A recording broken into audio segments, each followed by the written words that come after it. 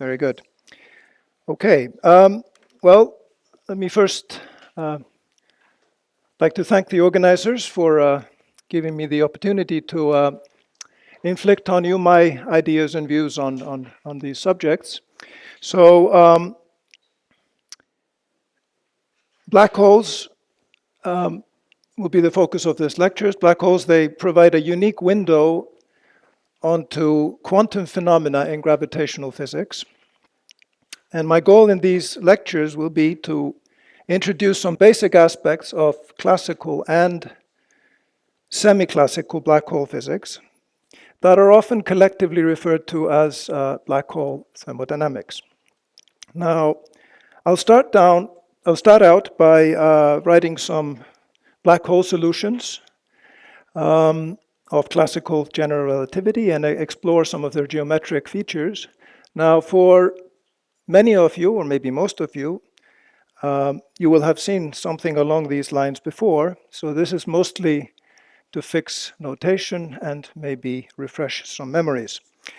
I will also review the first and second laws of black hole mechanics, which will be our first glimpse into black hole thermodynamics. Then we will move on to more quantum aspects. We'll briefly discuss Euclidean black hole solutions, and we can learn some things about quantum or semi-classical gravity there already, even though these are classical solutions. And then I'll introduce basic elements of quantum field theory in curved spacetime, which is, of course, the tool that Hawking used to discover his famous effect. Now, this could easily be the subject of a whole lecture course in itself, but I'll be brief, and I'll mostly my focus will be just towards explaining the Hawking effect, and then we will discuss the Hawking effect. And basically, I will be following in the footsteps of Hawking's original paper. I will consider a scalar field, quantum field theory of a scalar field in a classical background spacetime, which is the background of a black hole that's formed in gravitational collapse. So it's a classical geometry, but we will treat the matter field quantum mechanically. And we'll see how the black hole geometry leads to the emission of scalar field quanta with a thermal spectrum. Now, this will be followed by a discussion of the Unruh effect, where a uniformly accelerated observer in flat spacetime is predicted to detect also thermal radiation, and which is at a temperature which is proportional to the rate of acceleration. Now, these two effects, the mathematics that goes into explaining them is quite similar. But beyond that, there is a sense in which the Hawking effect can be viewed as an Unruh effect in a higher dimensional setting.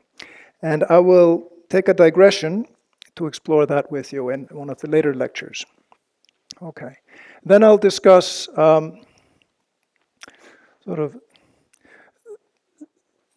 of how we want to actually, I'll elaborate some more on this notion of a black hole temperature and what that actually means to different observers.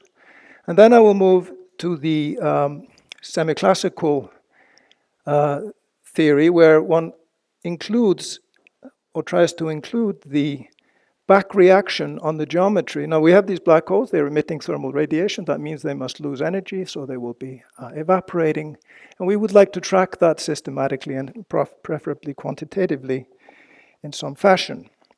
Now, we will only be able to do that in a quantitative way in the simplified context of two-dimensional or 1 + 1 dimensional toy models. So I'll introduce that approach to you. But then I will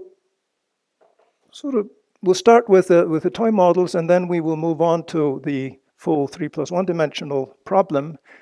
And there I will have to be more qualitative, but I'll outline sort of the basic ingredients that are needed in order to follow this evolution of black holes. The language that we need for that is that of a local effective field theory, which has, of course, been an enormously successful tool in not just in gravity, but is sort of the underlies our understanding of the microscopic world. And in the black hole context, we need to formulate this effective field theory on a set of suitably chosen Cauchy surfaces that you have to arrange them so that they avoid the region of strong curvature near the black hole. So I'll go into that. And then the final topic, assuming that I get there, it will be a brief discussion of the information paradox. Now, which we can, with the background that we will have developed, we see is really correctly viewed as a failure of this effective field theory approach. And I will try to demonstrate that to you, and also briefly list the various proposals that have been put forward to resolve the paradox. So basically, the information paradox is the Hawking effect and black hole evaporation. They lead to an apparent violation of unitarity in the context of this effective field theory. And there are many different ideas that people have for resolving that issue, and I would like to get into sort of at least list a few of them. We will not go into many details there. And at the very end, if there's time, I would mention some more recent work which demonstrates that semi-classical gravity, although a very useful approach, actually has its limitations in other ways, not just in that within the information paradox. In fact, some recent work has shown that it can also fail when we consider extremely low temperatures in the context of near extremal black holes or extremely long timescales. So those are interesting new things. And the important thing there is that in all those cases, this failure is coming about even though the physics is manifestly we're staying away from the strong coupling region, a strong space-time curvature. All right, so that's the outline, that's the plan. And I think I just want to get started with some classical preliminaries. Now, these are fairly long lectures, so I suggest that we take a break in the middle. And if I forget to do that, maybe you will remind me at some point when we're about halfway in. And also, if something is unclear, please don't hesitate to stop me and interrupt with questions. We, of course, will have the question and answer sessions as well, but I encourage you to ask questions as we go along as well. Okay.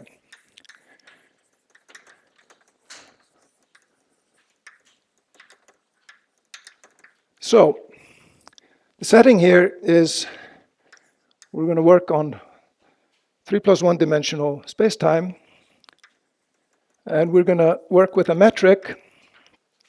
So we'll write the line element, g mu nu, some choice of coordinates, and we will take this signature of this metric to be minus, plus, plus. So just to get that out of the way, that's the signature that I'm going to be working with throughout. Classically, we're going to work with the Einstein theory. So we have a classical action, possibly with some correction terms. And so it's going to consist of a few terms. There's going to be the Einstein-Hilbert action that I will write out in a minute. There's going to be some matter fields. If we want to have black holes that are formed in collapse and also to study black hole evaporation, we have to have some matter in the theory.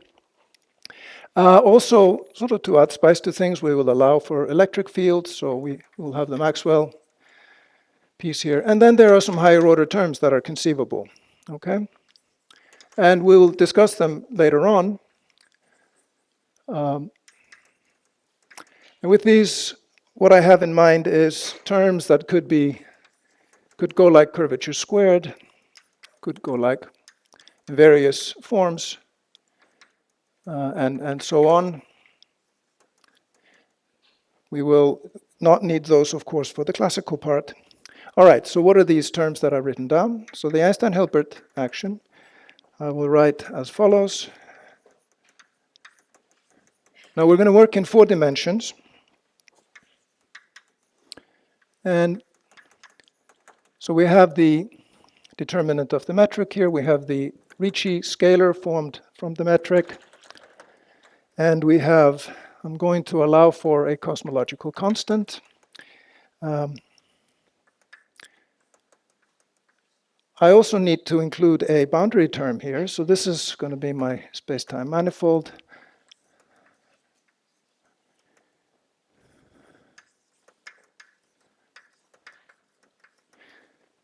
And so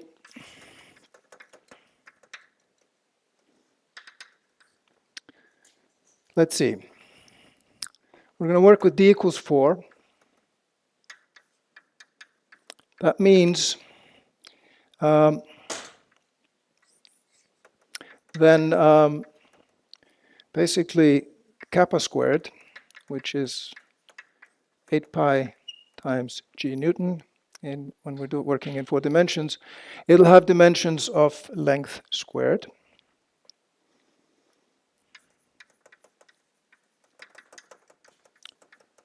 Okay. Now I'm going to be using natural units throughout, where h bar is 1, c is 1.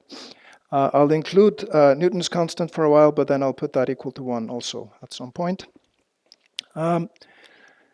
So here I have, so this is the determinant of the induced metric.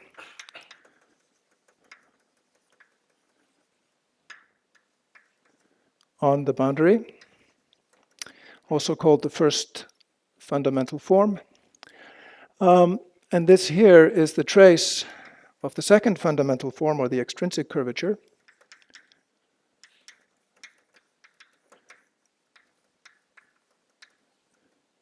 Okay. Of the boundary embedding into the full space-time. Okay, so this is going to be our setup. I will allow for cosmological constant. Now, I'll consider 3 cases. Of course, it can be 0, in which case we're asymptotically flat space-time.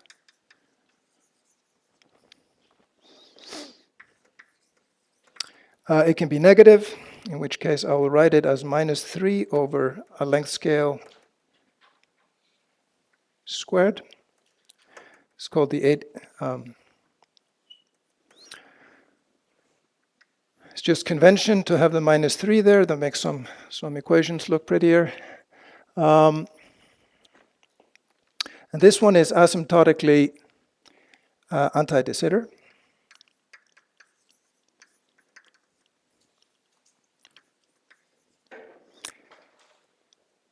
And then the possibility is that it can be +3 and another length scale, and then it's asymptotically de Sitter.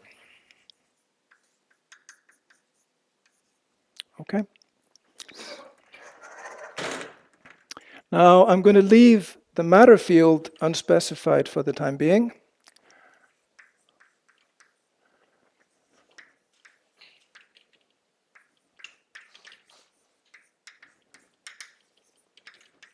Okay. So we'll leave that unspecified. But the Maxwell field, when we have charged black holes, I'll write as minus 1 over e squared, which is the coupling. And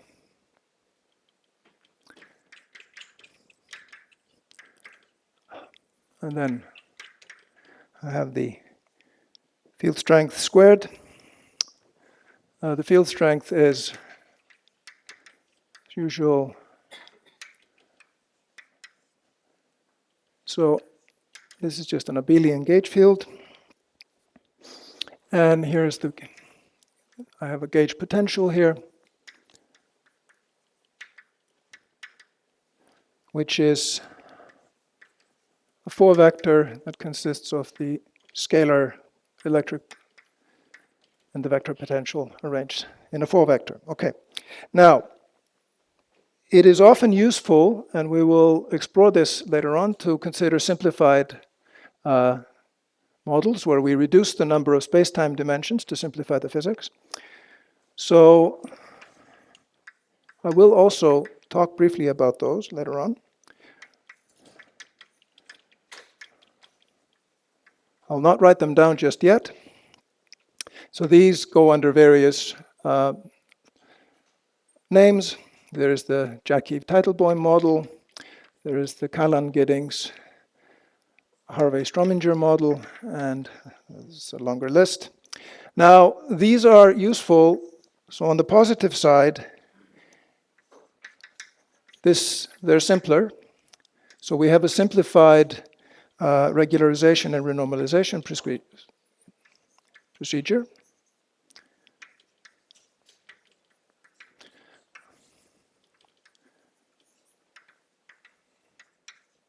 And they're simple enough that we can take into account the back reaction due to quantized matter.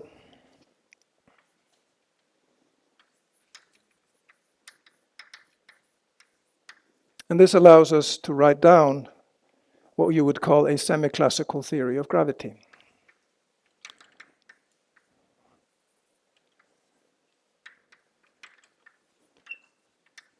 And at some level, this is the sort of a goal that we're working our way towards.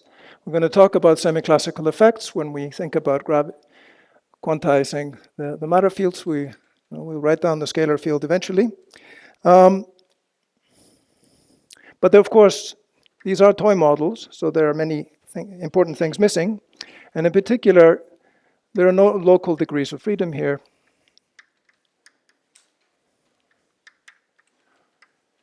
No propagating modes of say, no gravitons. Everything is conformally flat in 2 dimensions. And so on. There are, of course, others. So we'll have more to say about 2D gravity later on, but I'll leave this for now. Okay. So these are the sort of the basic ingredients. We have a classical action, so let's think about the variational equations that yes? It's also a length scale. I didn't want to use the same. You'll see in a minute, I can sort of go between. Once I write down the ADS black hole solution, I can do a simple continuation to get the de Sitter Schwarzschild solution. So I'm just using different letters to remind myself that they are it's a different context. In fact, we're getting to that. Yes? I'll write that in a minute. You'll maybe not in a minute, but in a lecture or two. When we start doing use. So what I'm going to do is I'm going to go do a little. I'm going to look at the Euclidean formulation of this, and I will sort of go through the steps that we do to calculate the free energy of a black hole. I think about thermodynamic stability. That's where this boundary term comes in, is absolutely crucial, and we will discuss the details then. Okay? There was a question up there.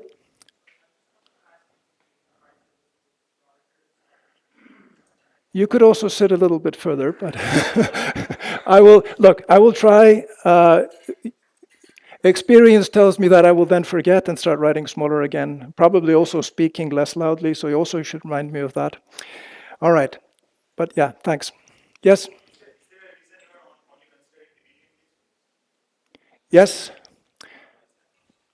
It's simpler.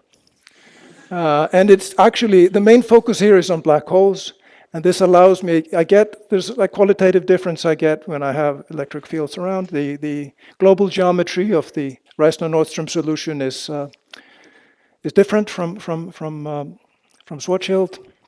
So that's the main motivation, is sort of to enlarge the menagerie of black holes that I can talk about, without making things too complicated. All right. So let's think about the vacuum Einstein equations and solutions of those.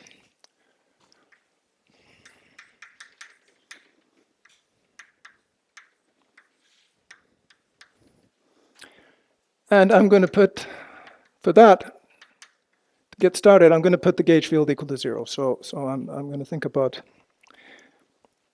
the following equation then. It has this form. So I have the Einstein tensor. Now, if I have a cosmological constant, then I get this additional term, okay? And the first solution that I'm going to write down, and I'm not going to work out, I'm not going to, the way you do this is you put in an ansatz for a metric, you plug it into these equations, and you see what you get, and then you solve. And I'm going to assume that we've done all that. I'm simply going to write down the solution, and then we're going to explore that. Okay, so ADS Schwarzschild is a solution of this equation.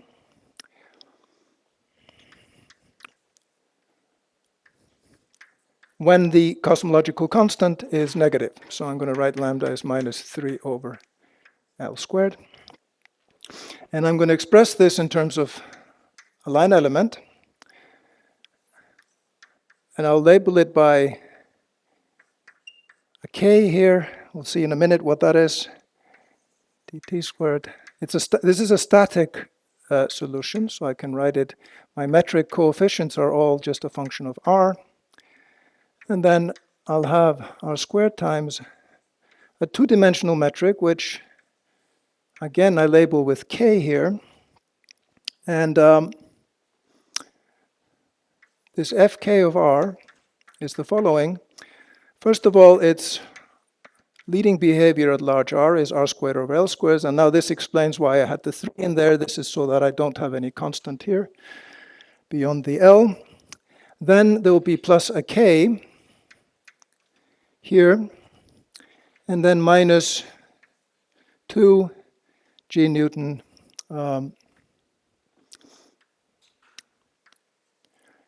a parameter that I call m over r. This parameter we'll see later on, is the black hole mass or energy. And of course, if I take L, capital L to infinity, I will recover the Schwarzschild solution in asymptotically flat spacetime. Well, but before we go there, this parameter k basically can take 3 values. It can be -1, it can be 0, or it can be 1. Okay? And what it actually has to do with is the topology of the transverse space here. This ds, this is a line element of a two-dimensional transverse space, and that's actually going to have this form here: d rho squared 1 minus k rho squared plus rho squared d phi squared. Okay, so rho and phi are these, and this is equal to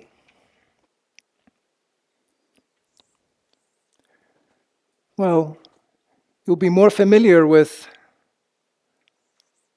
it in this form: d phi squared if k is equal to 1. It is obviously d rho squared plus rho squared d phi squared if k is equal to 0.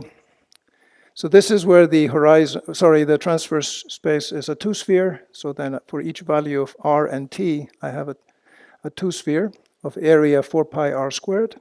Okay. If k is 0, this is actually planar, and I have simply the metric of in polar coordinates, and then it's have a scaling factor that goes like r squared. And the third possibility is what's called a hyperbolic transverse space, where this is d chi squared plus sinh squared chi d phi squared. And this is if k is -1. Okay, so these are the 3 possibilities, and we'll sort of keep an open mind to which ones we're looking at. Okay. Now, you'll note that, as I mentioned earlier, that if I let this constant, this length scale that's characteristic of the asymptotically anti-de Sitter behavior of the metric, if I let that go to infinity formally, then this term, of course, goes away. And then I have, for k equals to +1, the usual Schwarzschild solution. Of course, formally, I still have a solution of the equations when k is 0 or -1 there. We'll see in a minute that they are actually a little bit less interesting. So this gives the lambda to 0 Schwarzschild solution.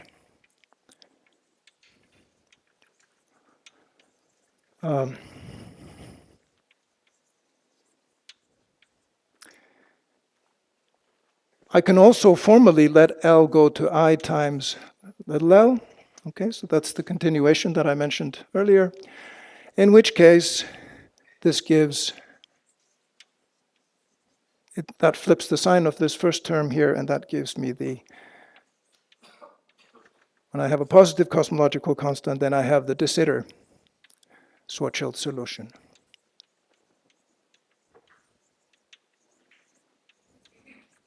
Okay, so these are the solutions that we're going to work with for, and I'm going to stick with spherical symmetry throughout. Obviously, there are interesting things that happen when you have rotating black holes. It's actually quite likely that the real black holes that are out there and that people are observing, most of those will have angular momentum. But for the semi-classical physics that I am interested in here in these lectures, in the thermodynamics, it's sufficient to look at the spherically symmetric case. It'll, again, in the interest of keeping things simple. All right, so let's explore a little bit the behavior of this function fk. So I'm going to try to draw sort of let's just draw up. So let's take k equal to 1 to start with. And let's plot f1 of r against r. Okay. Now, when k is 1, I will get something like this. I will have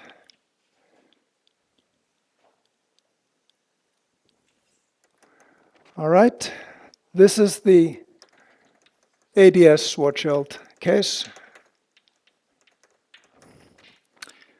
All right, then I have, and I'll call this R equal to RH, which is where this, you can see that there's a coordinate singularity in the metric where this function goes to 0. Then I will have, the metric is degenerate. This is we'll in a little bit, we'll see how to deal with that. This is just a coordinate singularity. There's nothing wrong with the geometry there. On the other hand, at r equals to 0, there is really a curvature singularity. So we will see that as well. Okay, now, if I have sort of, for low values, it's almost the same, but then this is the behavior when I have lambda equal to 0. That's the Schwarzschild black hole solution. And then finally, there's the third possibility, which is that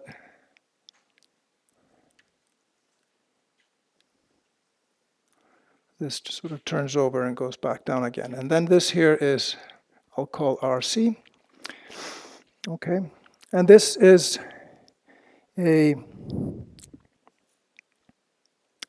so there's a coordinate singularity.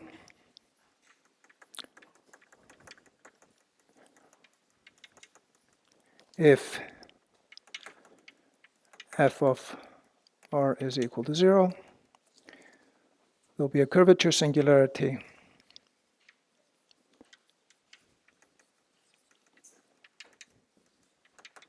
if R goes to 0. Okay. And there are these two cases here that I've already indicated. R equals RH is what we will call the event horizon. R equal to RC is only happening for lambda greater than 0. This is the de Sitter Schwarzschild solution. And I'm not really writing any bigger, am I? Sorry about that. Let's see if I can get... I'll blame it on the size of the blackboard. How's that? Okay. This is what we would call the de Sitter cosmological horizon.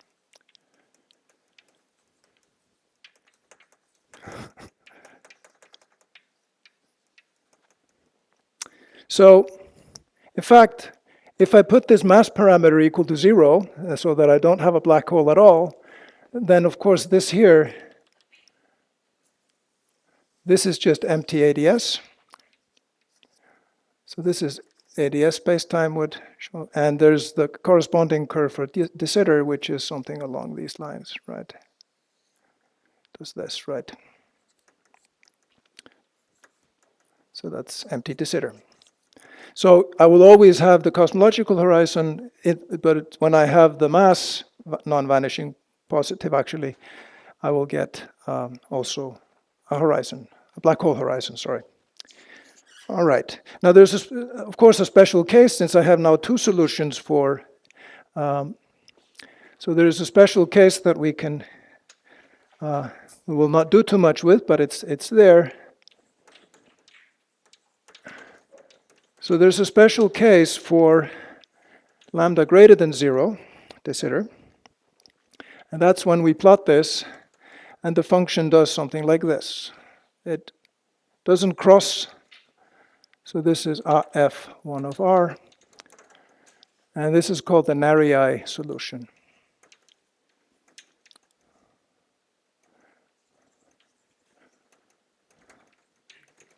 So this is where we have a double horizon where the cosmological horizon and the black hole horizon coexist, or coincide, sorry. And that's basically the largest possible black hole that you could have in de Sitter spacetime of a given cosmological constant. Right, and it has some interesting geometric features that I won't really be going into too much, but so there's an upper limit on the possible mass of a black hole, and when you have a positive cosmological constant, and there's no upper limit for the Schwarzschild or the ADS black holes. All right, so this was the K equal to 1 case. Now let's think about what changes when we do K equal to 0. Well, what changes is actually not very much, but let me just draw it. So for K equal to 0, then we're talking about same plot, f0 of r. In particular, for the ADS case, it really is qualitatively quite similar, right? We still have a horizon here, RH. So this is called a planar ADS Schwarzschild solution. And this actually is particular interest for when people are, and I will have perhaps a little bit more to say about that later on, but if we're doing what is called applied ADS CFT,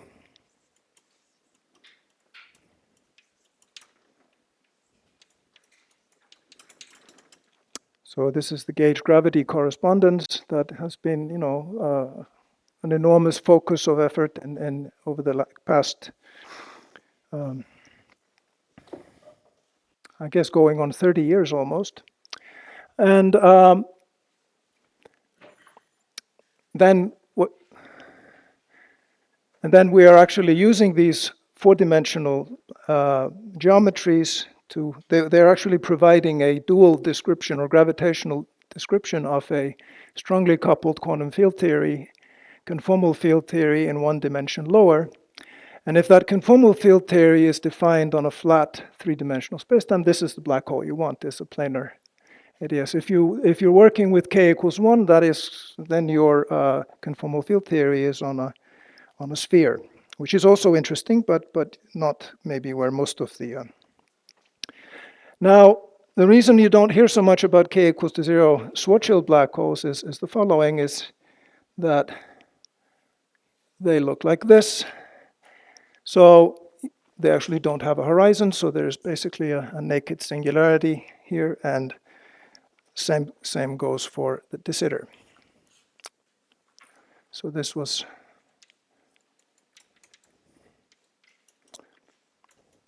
And I'll leave it to yourself, for you to draw the same diagram for the hyperbolic black holes. But again, it's pretty clear that you are going to have interesting black hole solutions for hyperbolic black holes in ADS, but not for the other two. Yes?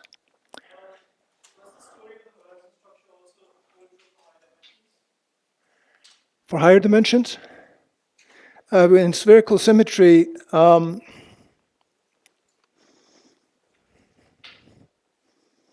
yes, pretty much. Yeah, sure.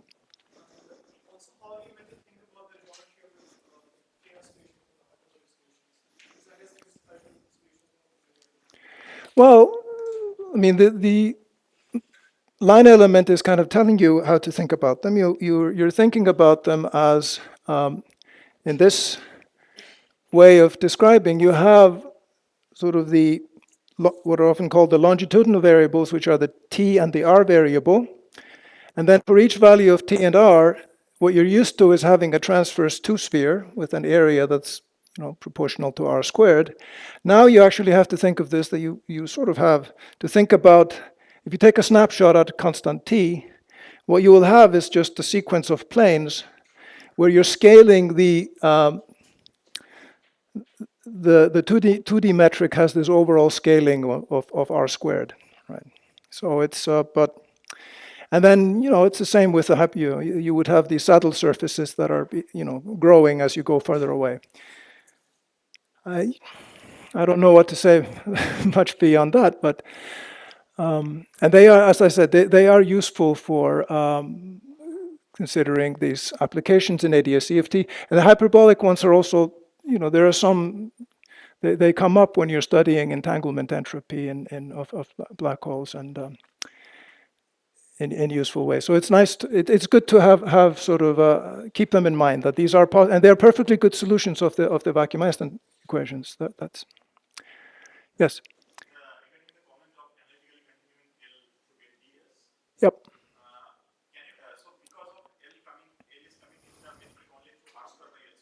Yep.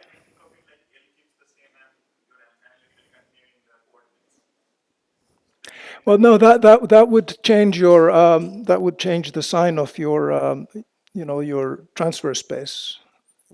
So that's not such a good idea to do it that way. But you're allowed to do things, of course. But I think at least for what we're doing, that's probably not going to be so helpful. And of course, you don't need to think of it as this analytic continuation. You can simply solve the equations for a positive cosmological constant. You'll find that it has the form of with just you're just flipping the sign here on the first term. All right. Okay.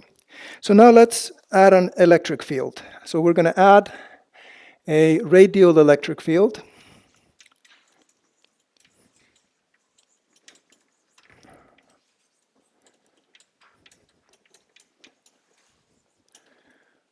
All right. So the way I do that is I again pick. So it's actually convenient to put a prefactor here of E over kappa. Remember, these were the couplings.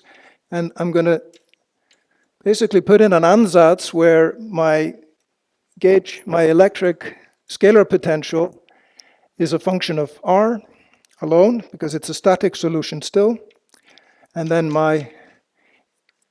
these guys for I going from 1 to 3 are going to be the vector potential I put to 0.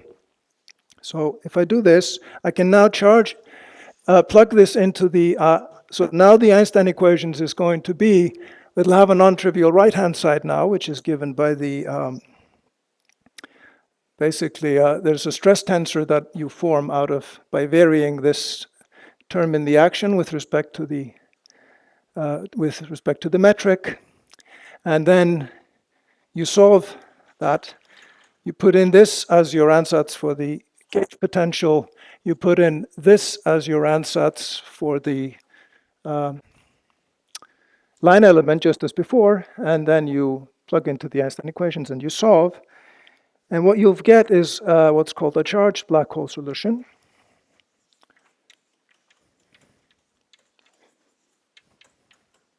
So I'm afraid that when I write bigger, it doesn't get any easier to read because I kind of write more sloppily that way. But let's see. Okay.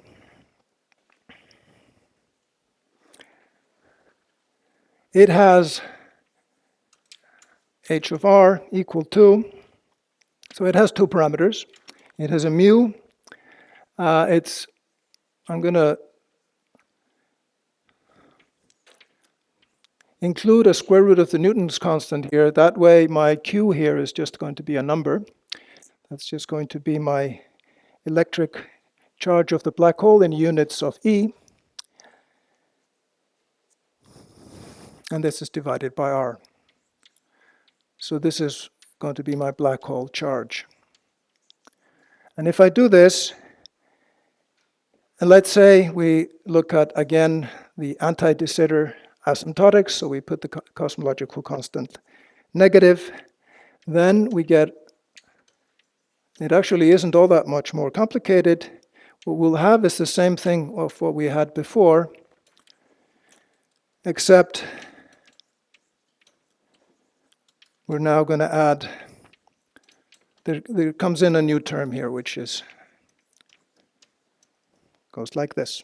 Okay, and you can easily check that this will give you this will solve the Einstein equations. And we can now do our little diagram again. So, and see how it changes.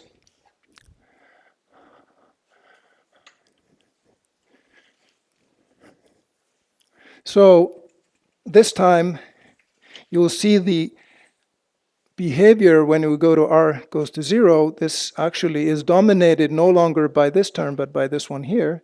And this has the opposite sign, so that does change things. And so let me again just plot it for k equal to 1.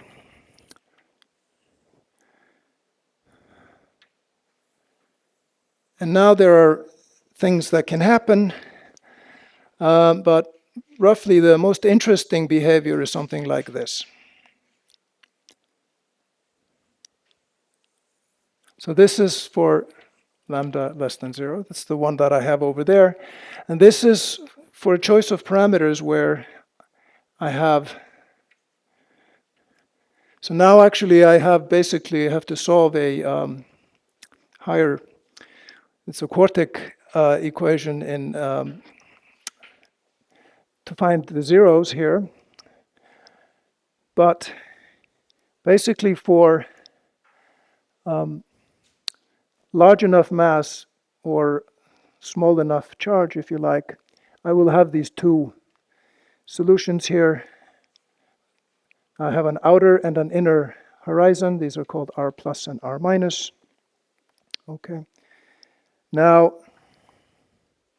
I can now also do this for Schwarzschild, for asymptotically flat, and it looks very similar.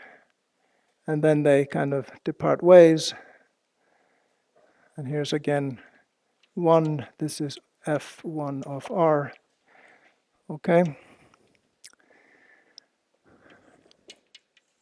Now this one is called the ADS Reissner-Nordström solution.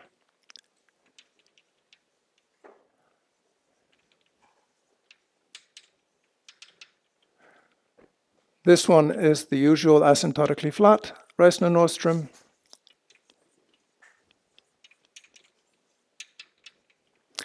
And finally, of course, I can also have the positive cosmological constant, and it will do something like this. All right. And this is called de Sitter Reissner-Nordström. All right. Now, obviously, I can tweak the parameters so that, for example, this ADS Reissner-Nordström never actually makes it down here.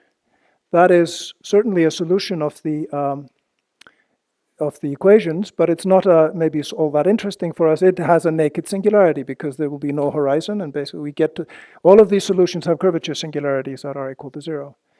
Now, for the Reissner-Nordström case, you see that I can have basically also things can touch here but not go through. That is what we call an extremal Reissner-Nordström black hole, and they're also very interesting to study. And finally, we still have the cosmological horizon for the de Sitter case. So these are basically the solutions that we're going to work with. Here, R plus is what we call we still call that an event horizon. Now, R equals to R minus. This is often called the inner horizon. Now, if I have for lambda equal to 0, okay, and things simplify, then I can actually write down very easily what R plus and R minus are. And they are G Newton times M plus or minus square root G Newton squared M squared minus G Newton Q squared. So in natural units where G is 1, then you see the familiar condition that the mass should be larger than the charge. Otherwise, these become imaginary here, and then we don't have any. That corresponds to the case where we're doing something like this. All right?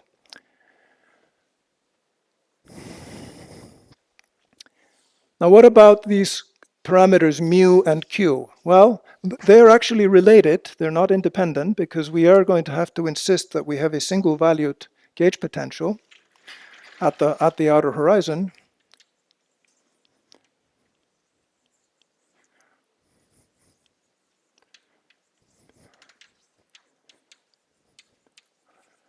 At R equal to R plus. Now,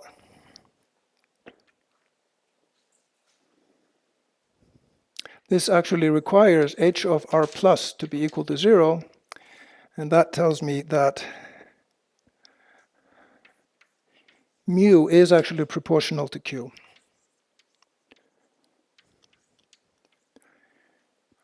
R plus, okay?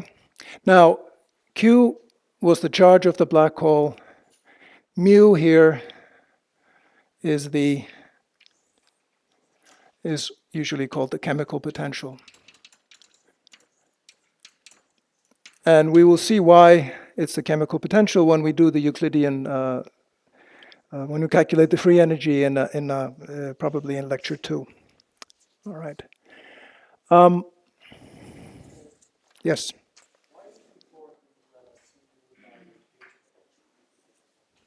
Why is that important? Well, I guess the easiest way to explain it is either once we solution, then it will be very clear. It kind of is related to that you can't comb the hair on a sphere, but it has to do with the sort of the rotational symmetry around the coordinates in there. But you can also see it, if I allow myself to get a little bit ahead of myself, what we're going to do is to figure out a coordinate system where this coordinate singularity is manifestly absent, okay? And then if we start with the gauge potential in, that is in those coordinates. These are called Kruskal-Szekeres coordinates. If we want to have a regular and non-singular gauge potential there, it turns out that once we transform back to these coordinates, it tells us that in Schwarzschild coordinates, which is what we have here, this has to vanish. Okay, we can come back to that in the discussion session, maybe. That's yes.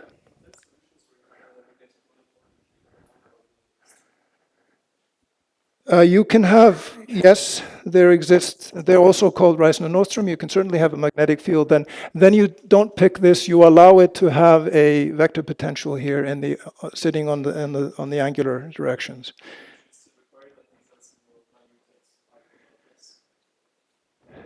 Yeah, I think you'll have the same condition, again, coming from when you go back to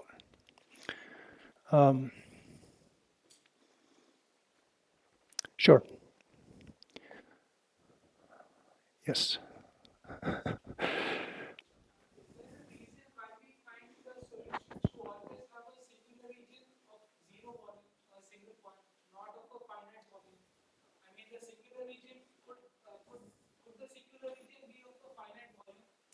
I mean, this was, of course, a concern back in the 50s. People, and before, people were quite leery of the Schwarzschild solution. They weren't sure what this coordinate singularity, how serious that was. But, and then in that case, you would say that, you would be running, if that was a real curvature singularity, of course, that would have then the area of the horizon. And again, getting ahead of the story, there are people who suggest that that is precisely what happens due to quantum effects, that you actually have a singularity, that this is replaced by a actual singularity. These are called firewalls. Let me not get into that just yet. But at the level of a classical GR, what we find is when we assume spherical symmetry, static solutions, this is what you get, okay? And they only have, but of course you have to think about what is R going to zero. We're going to find that is actually not a place. It's an event. In fact, for a Schwarzschild black hole, the central singularity has a when and not a where. Okay. Now for these guys, of course, it is actually a time-like singularity. It is inside the inner horizon. Now, once you include matter, the inner horizon is actually dynamically unstable. Just how unstable is a matter of debate still. In classical gravity, I think the consensus is that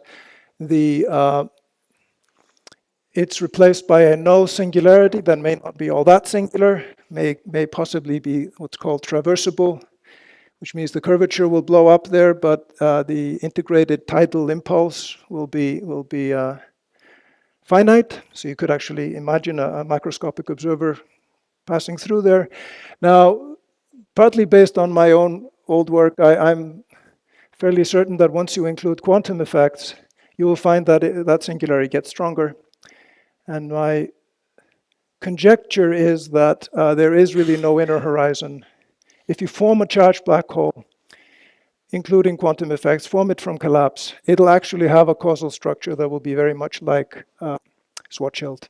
We'll have a space-like strong singularity. But again, this is is taking me a little bit afield. Why don't we take like a 5-minute break now, and you guys stand up and stretch up. We have to attend to your physical well-being as well as your mental well-being. All right. Okay.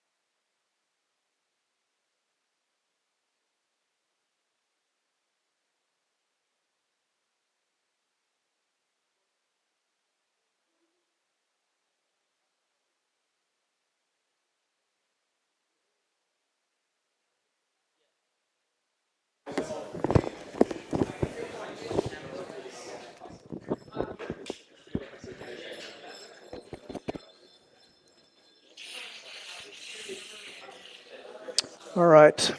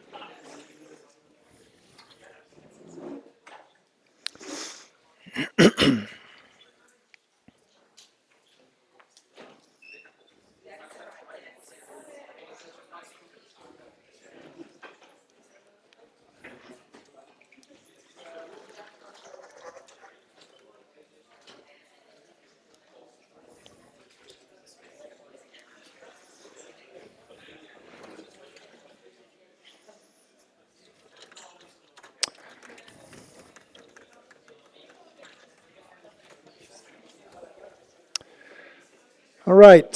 So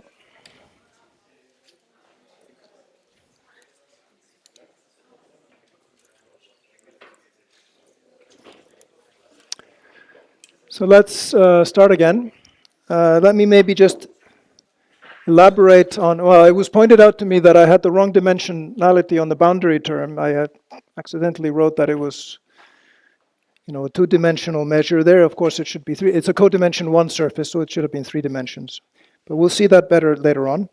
Okay, now, just to elaborate a little bit on this notion, why we call this a chemical potential. Well, when we are doing applied ADS-CFT, what we will find is that a planar ADS-Reissner-Nordström black hole is actually conjectured to give a dual description of what is usually called the boundary quantum field theory, which is, in this case, will be a conformal field theory, which has a conserved U1 charge, which is will be here, and is at a finite temperature and at a finite chemical potential.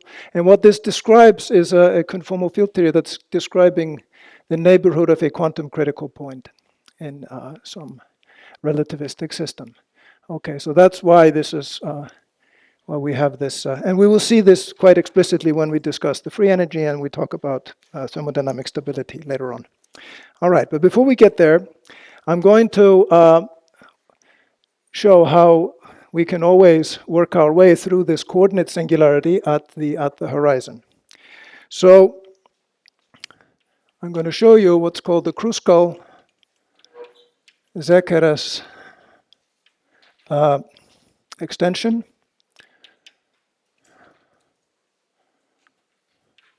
And I'm going to put the gauge field to 0, so I'm going to talk about the ADS-Schwarzschild or Schwarzschild black hole. And I'm going to put this back in just towards the end.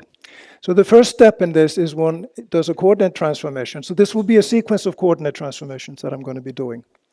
And I first introduce what's called the tortoise coordinate. And the tortoise coordinate is a radial coordinate, and I'm going to call it r star, and it's given by some integral over r, some dr prime, over fk of r prime. And I'm keeping it, it can be for any value of k here. And of course, the inverse transformation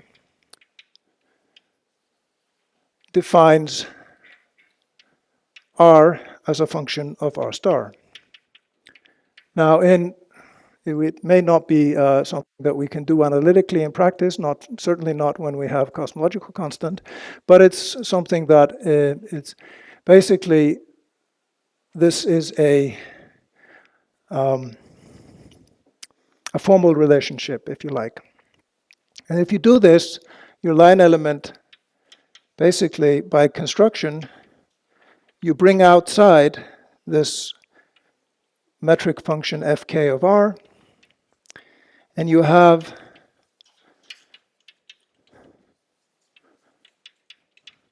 and now again, this is now, of course, if our coordinate is r star, you have to think about implicitly that r is now a function of r star.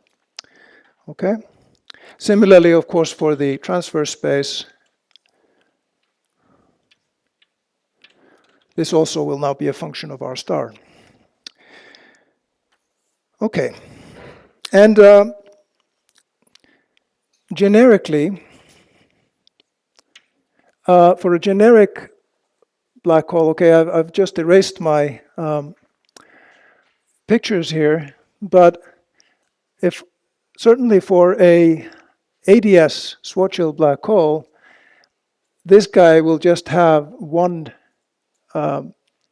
single zero at r equals to RH.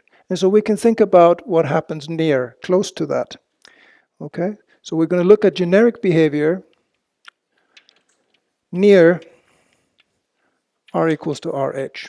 Okay, well, then fk of r must have the form, well, it's going to have, we just do a Taylor expansion here.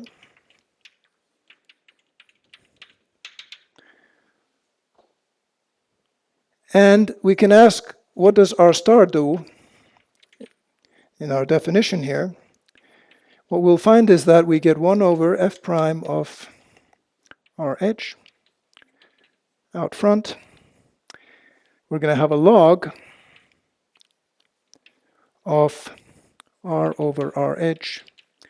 Remember, we're approaching this from the, we're assuming r is greater than RH. We're coming from the asymptotic region towards the black hole. And then there will be some function here, but the important part is that this function here, it must be regular as r goes towards RH.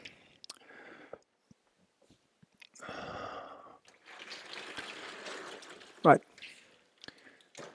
So we're going to focus on the near horizon region, and that's basically whatever is these additional terms here, they are finite when r goes to RH, and they will determine what this h of r is. But for what we need, what I want to do here, it doesn't really, it's not sensitive, it's not all that sensitive to the form of RH, of h of r, sorry.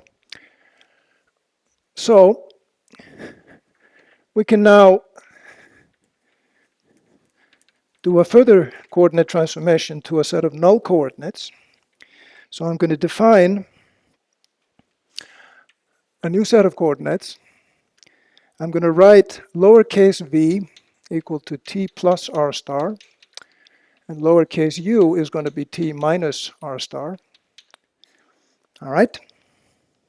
Then the near horizon metric takes a simple form.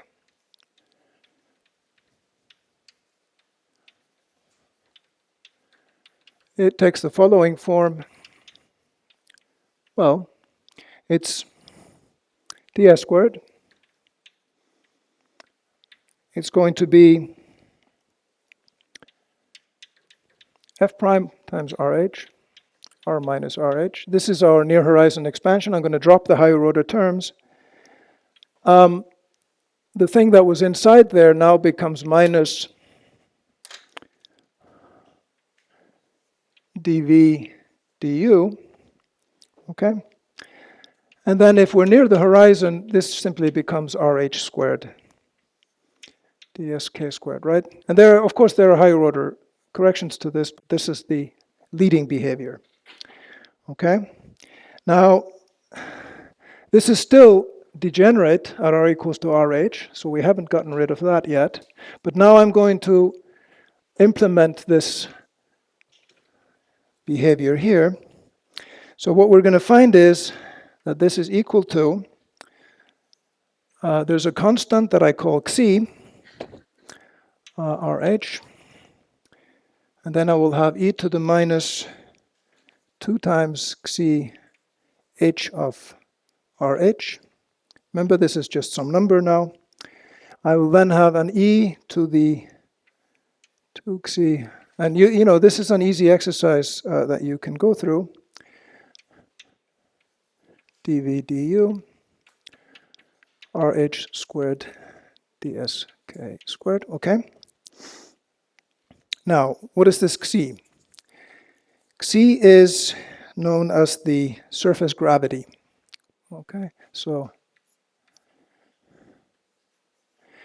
And for these black holes, it's actually just shorthand for F prime evaluated at RH. And it's called the surface gravity of the black hole. And this is a parameter that is going to be important. It comes through in a lot of, we're going to see it again and again. Actually, the Hawking temperature of a Schwarzschild black hole, or if actually any of these black holes, is actually proportional to the surface gravity here. Now, definition of surface gravity, let me just go take a little aside here. If you go and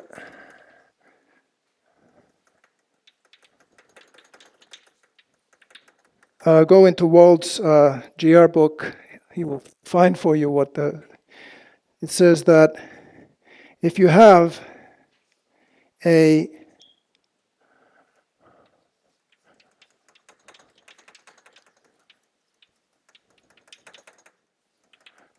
basically says if you have a killing vector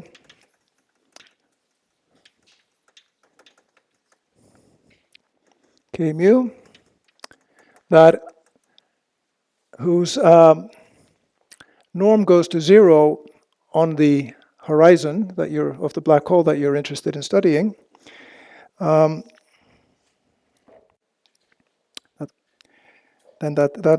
then if that's the case, if you have a killing vector, so a killing vector is basically corresponds to a symmetry of your black hole, and the symmetry we have in mind here is that in all these metrics, they're only a function of r. They're not really a function of the time variable. So you can shift your time and the metric doesn't change. There's an associated killing vector.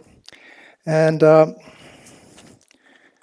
basically, if you have this killing vector k mu, it satisfies Killing's equation.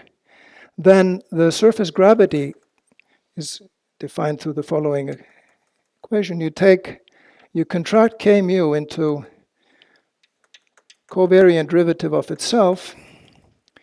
This should be xi equal times k nu on the Killing horizon.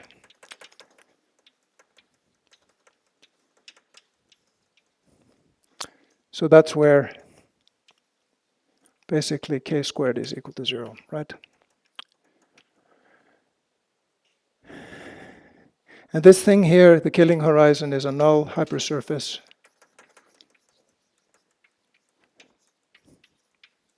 Where,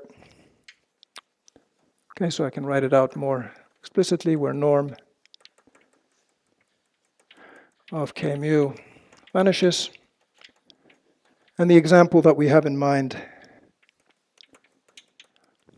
is the vector that is generates time translations.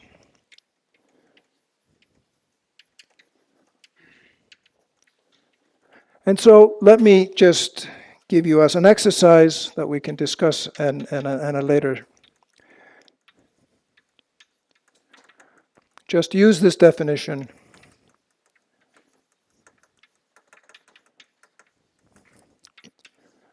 to show that xi is indeed equal to a half fk prime of RH for static, spherically symmetric black hole. Okay? So I'm not going to go through that here, but so I'll continue over here with this new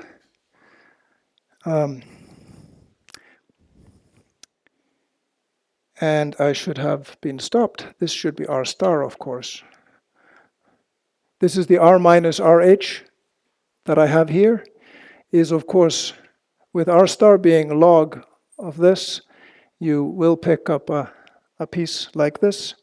And then these terms over here, they're all non-singular. They're all regular when you go to RH, okay? So it's sort of a matter of housekeeping to figure out the coefficients here, but this is the important part, okay? And then, of course, I can now invert this relationship and express R star in terms of T, in terms of V and U. So let's do that on the next line.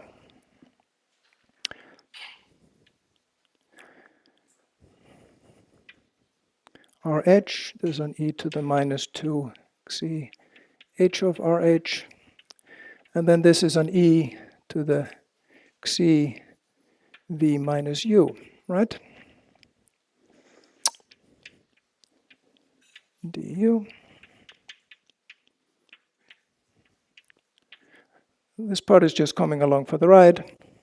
And it's important that we're doing this. This is completely generic for all these black holes that I have listed here. That you can always do this, except when you're doing a Reissner-Nordström black hole and you've taken an extremal limit of the Reissner-Nordström black hole. Then, of course, your near horizon behavior is different because that's a double horizon. So then you have to go back and rethink this. But let's stick with the generic case. And now I'm going to introduce another set of coordinates, and that's the last one I'm going to do. I'll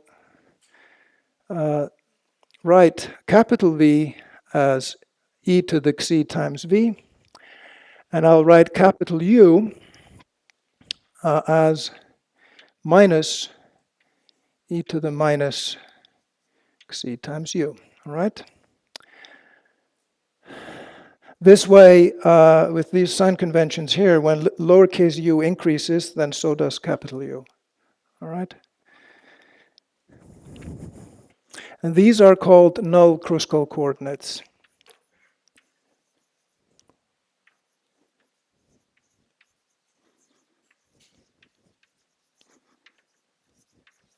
You can, of course, go then back and do a similar thing and write V as capital T plus capital R, and U as the difference. Those are, I guess, traditionally called Kruskal coordinates that have, but this is the useful version here.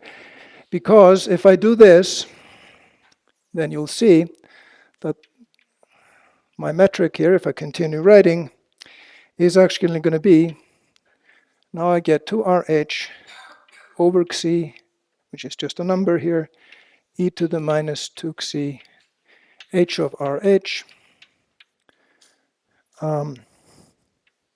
minus dv du. So these are the new variables plus RH squared. Okay, so this is, and now we have a metric which is manifestly, now we let R go to RH, okay? This is a constant. This is also a regular function, so it's a constant, and so this is just manifestly non-singular. And what that means is if you ask here, what is the range of my V here? Well, if lowercase v can clearly, T and R, so R star actually goes from minus infinity very close to the horizon, right? And then it turns out that it depends on the value of the cosmological constant, what it does, but for a Schwarzschild black hole where the cosmological constant is 0, this h of r is actually just r, and it tells you that R star then goes from plus infinity far away from the black hole to minus infinity when I get very close to the black hole.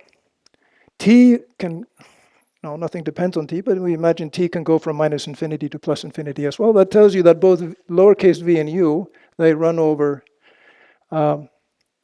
minus infinity to plus infinity. But that means that here, v then is clearly positive definite, and u is negative definite here, right? But given that nothing particular happens, we can also ask, where is this horizon in these coordinates? And we'll see that in a minute, that's actually where either v or u is equal to 0. But nothing bad is happening to the metric at v or u equal to 0. So we can extend through it. We can simply say, well, I am actually going to allow v to take any real value, and the same thing for u. So let's ask, what does that give us? All right.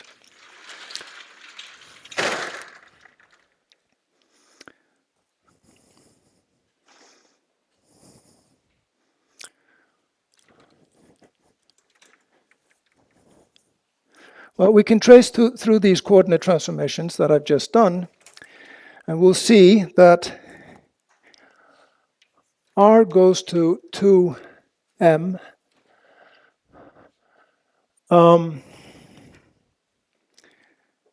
amounts to,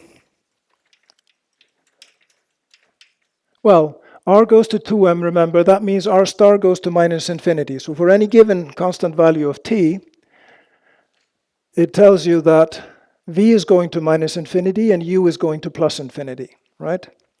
V going to minus infinity is clearly v equal to 0. And u going to plus infinity is also u is equal to 0. But it can be either one. So it's either v equal to 0 or u equal to 0. Okay? And the metric is non-singular in the VU coordinate system. So I can do what's called a Kruskal diagram, but for that I'm actually going to simplify things and just look at an example, which is Schwarzschild black hole.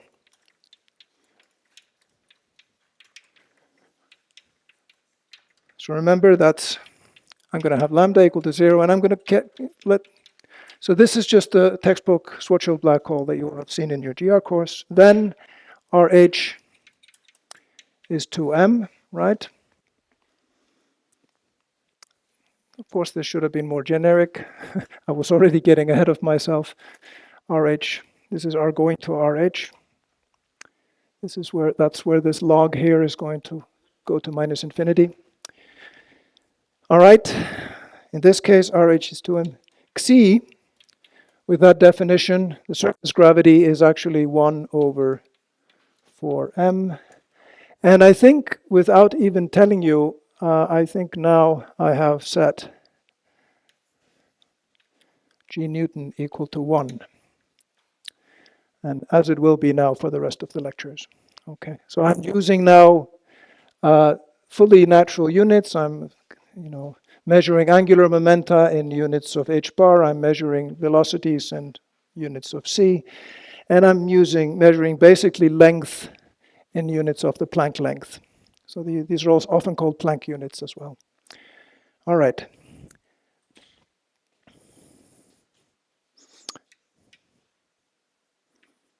From now on, okay? All right. In which case, r star is going to be r plus, this is not hard to see, log r over 2m minus 1.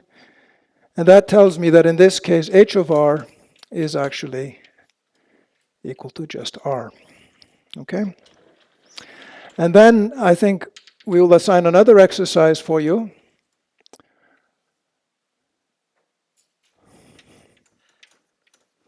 Is to show that this leads to, when you put in all the numbers, minus 32m squared over r e to the minus r over 2m dv du.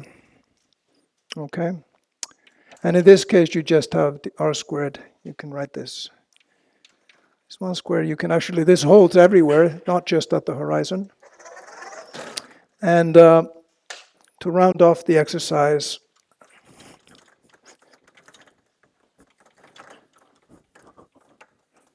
you would also show, of course, how these coordinates are related. And basically what you need to show is that V times U is, so this is basically how you go directly between V and U minus 1. V over U is e to the t over 2m, okay? And what this then is telling you is that you have a t which you should really think about, and an r. These are functions of the Kruskal coordinates, right? So up there it's implicit that these are, okay. And then furthermore, you can also easily show that the curvature singularity now is going to happen whenever V times U is equal to 1, all right? And R equal to 2m is whenever V times U is equal to 0, right? And that can happen when either one of them or both. Right? So that's a straightforward exercise to show, just going through the same procedure that I did in general over there. And let's see what that actually gets you. This gets you to what's called a Kruskal diagram. Let me draw it down here. Actually, probably I need a little more space for it. So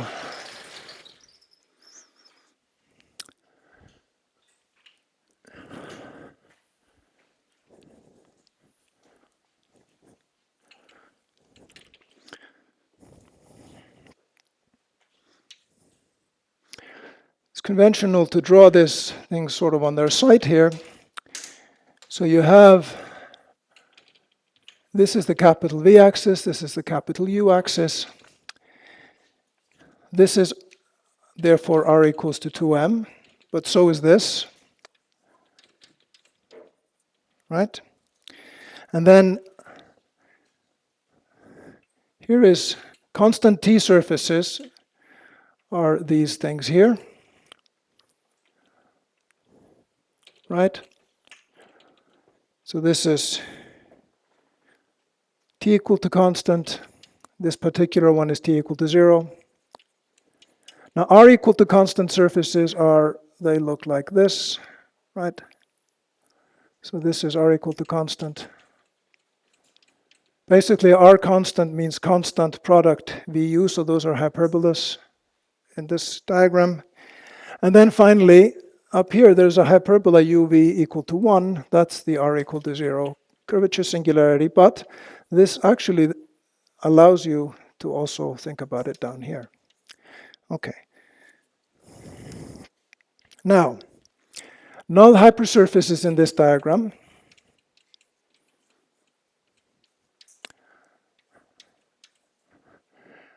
are actually either U equal to a constant or V equal to a constant. So basically, if you have a radial light signal, if we're an observer here, we're in orbit around our black hole, we stay at this, and we send out a light signal, well, then that'll go along, a radial light signal going outwards would go this way, a radial light signal going inwards would go this way. They go along 45-degree lines in this. So basically, this means that it's easy to read off causal relationships between events in this diagram. So maybe one has to be a little bit more careful with. And then finally, of course, at every point in this diagram, we have to remember it's a four-dimensional space-time. We have a transverse two-sphere whose area is given by 4 pi, or given by whatever. If we're doing k equals to 1 like we're doing here, then it's 4 pi r squared is the area of that two-sphere. If we're doing a planar diagram, of course, then we have to think about there's actually a whole transverse plane sitting at every point in this diagram. Okay. Now, I'm going to do one more coordinate transformation, and then I'm going to call it quits. So this will take me maybe another 5 minutes. And this is to get ourselves to what's called the Carter-Penrose diagram, or sometimes called the conformal diagram. And so that, you actually do a transformation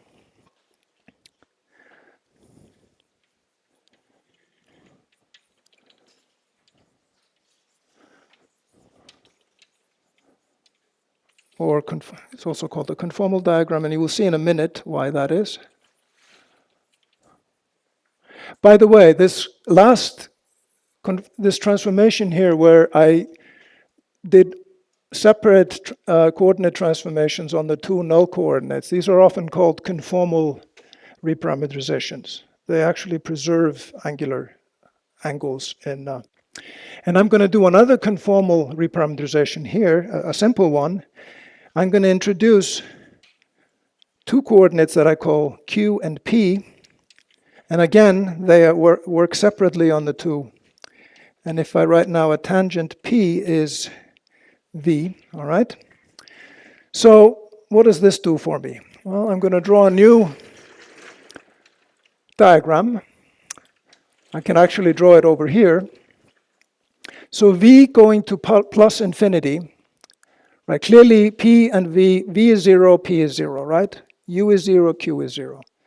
So this maps to basically V, this axis maps to the P axis, but when V goes to infinity, P just goes to pi over 2, right?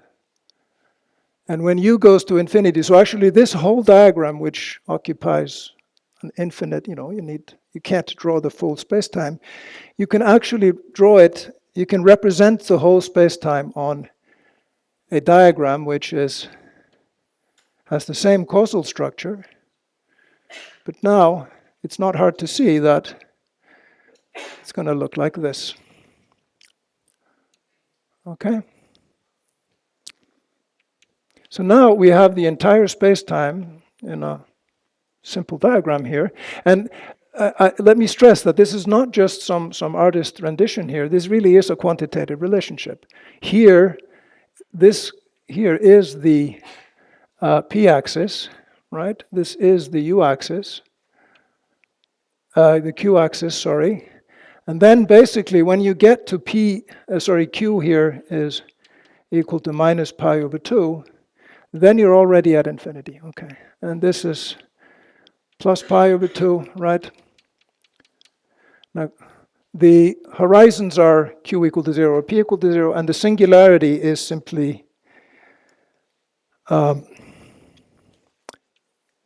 basically r equal to 0 corresponds to q plus p. It's not hard to see, is either plus or minus pi over 2. Right.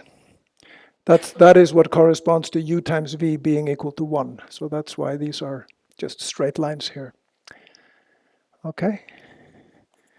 And this is what's called the maximally extended Schwarzschild spacetime.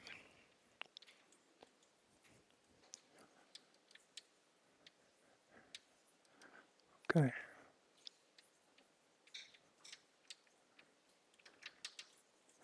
It has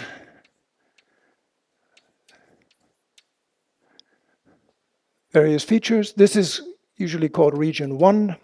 That is the outside of the black hole. That covers the entire. This is where the original t and r coordinates, that's the only part of this diagram that covers. Then you can now extend, this is the inside here.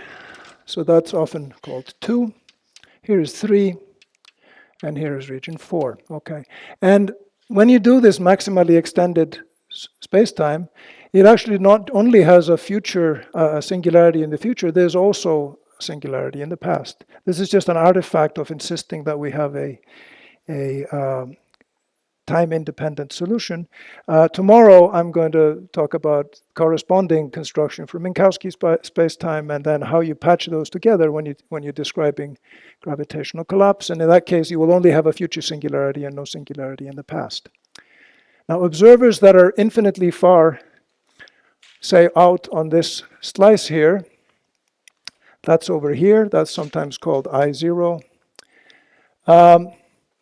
Light rays that are coming in from infinity towards us, that's here. There's a funny letter used for that. It's called scry. This is called scry minus. That's my best attempt at drawing a scry. So scry minus is basically, this is called past null infinity. Okay, this is where asymptotically far in the past, light started coming in, and and correspondingly here, this line here is called Scri plus, and this is where outgoing light will eventually go to, right? So I think I'm already about 5 minutes over time, so let me stop here. Tomorrow we will talk about what changes when we do this, when we put in a cosmological constant, when we allow for anti-de Sitter asymptotics. This diagram gets changed a little bit. And we'll talk about Minkowski spacetime, we'll talk about gravitational collapse, and maybe I'll also talk about Reisner-Nordström. We'll see. I had hoped to get there also now, but we'll see. Do that tomorrow. So anyway, thank you.